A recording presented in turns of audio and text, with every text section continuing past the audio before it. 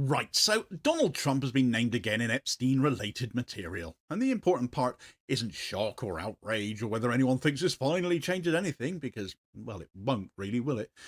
What's changed is procedural.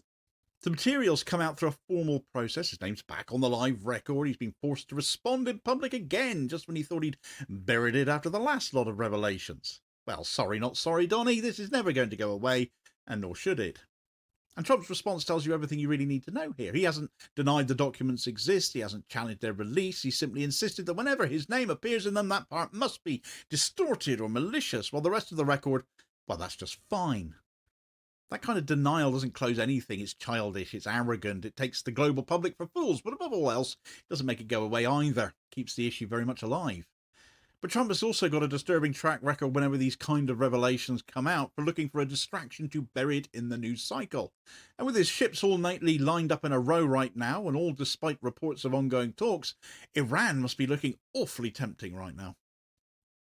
Right, so Donald Trump has been named again in newly released Epstein-related material, because of course he has. He's been named more times than Epstein himself has in previous releases, hasn't he? And the important thing about that is not novelty or shock or whether anyone thinks it changes the legal picture about it, because it doesn't really. The papers are out, they've not been leaked, they've not been teased, not backgrounded, out through a process that puts them on the record, though. And Trump's name is very much back in them, formally. And that matters, because it raises the cost of the noise he has to generate in response all over again. He was always going to speak out against it, wasn't he? The difference is that now, whatever cheap talk he chooses to chunter, it just doesn't work, does it? Just look at what he actually says. He doesn't claim the documents are fake. He doesn't say they shouldn't exist. He just says that when his name appears, that part is wrong, it's twisted, it's malicious, while the rest of the material, well, that apparently stands.